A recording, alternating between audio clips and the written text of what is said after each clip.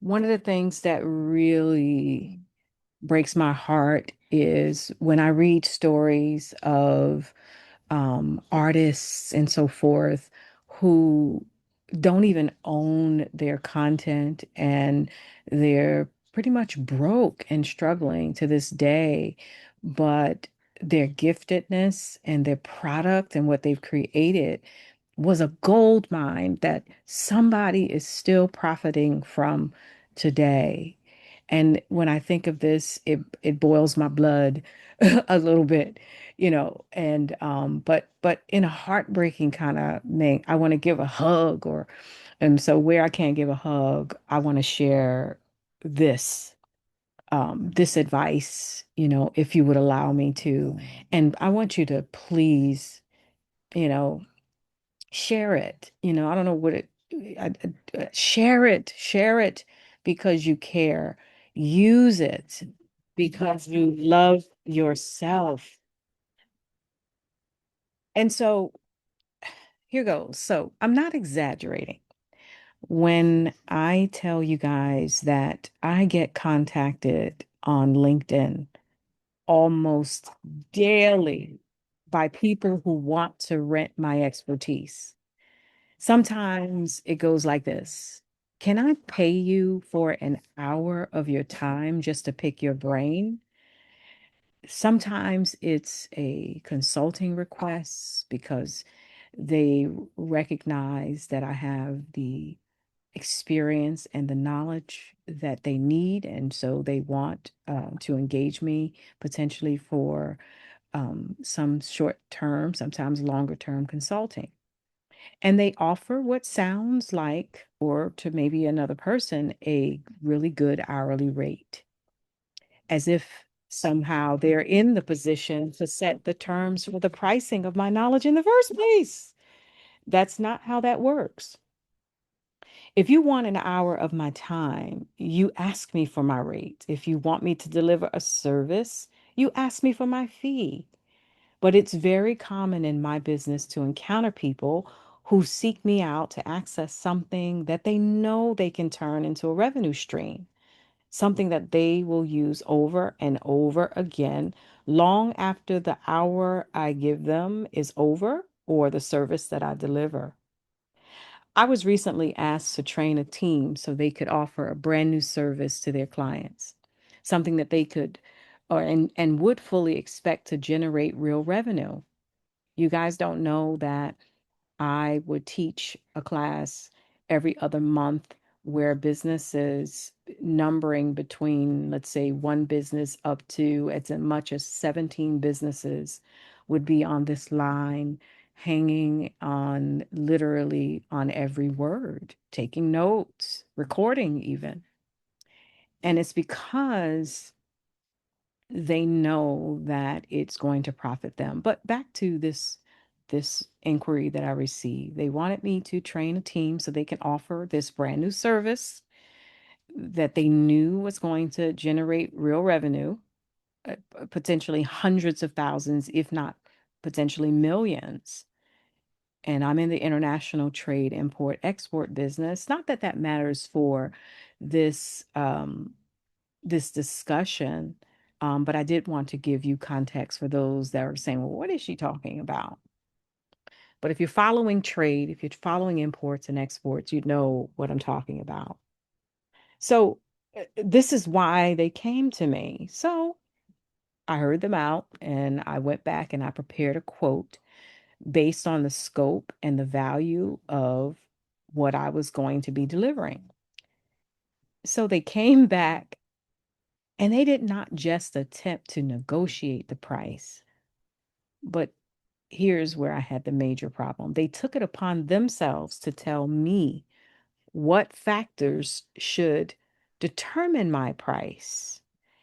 And the end result would be to reduce my price down to hours that I give and head count, as if that was what I was selling. Let me say this again.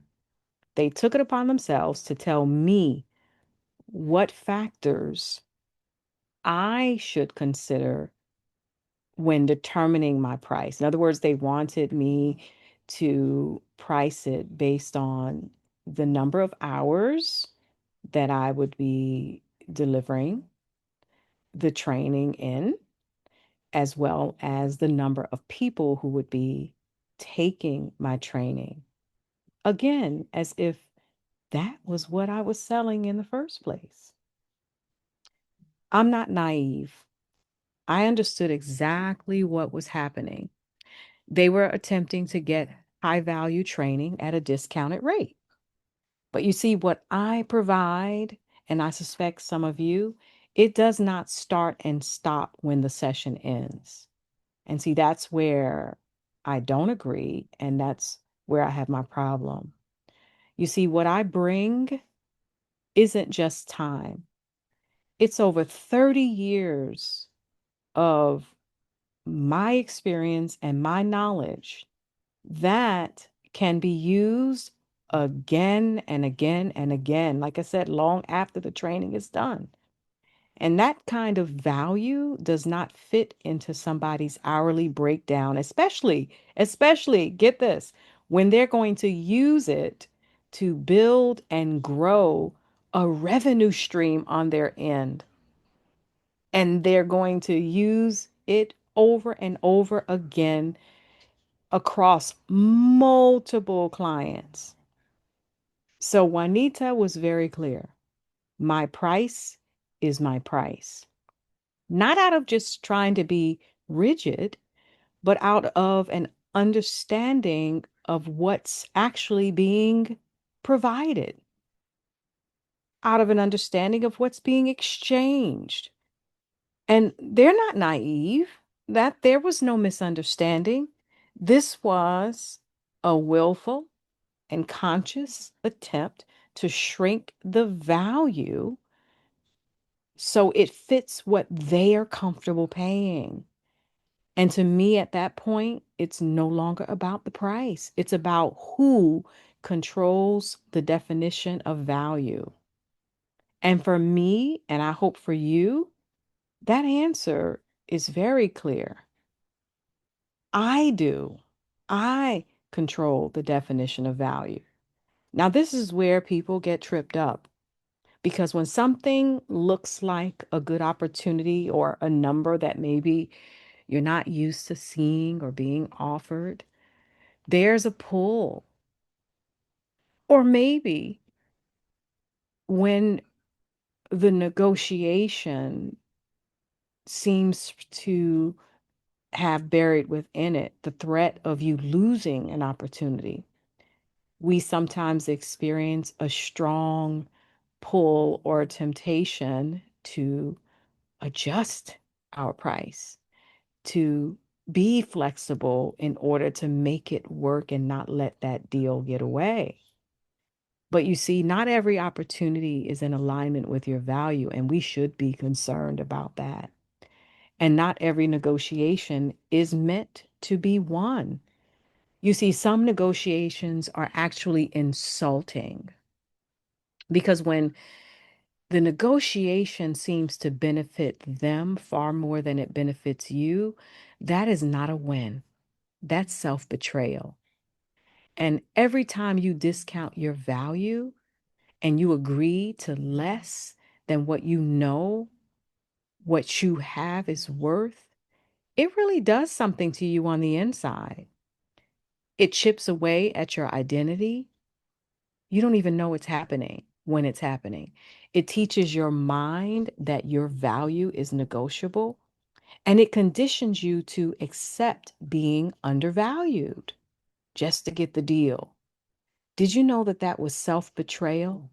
Even in business, and people don't talk about that part. I've learned not to ever allow the fear of losing a deal to cause me to lose sight of the value I bring. Because there's always, and I'm confident of this, there's always someone out there who understands exactly what you bring to the table, and they will pay for it without trying to negotiate you into something smaller because they don't want to lose the deal. So for me, this is very simple. My value is not for rent.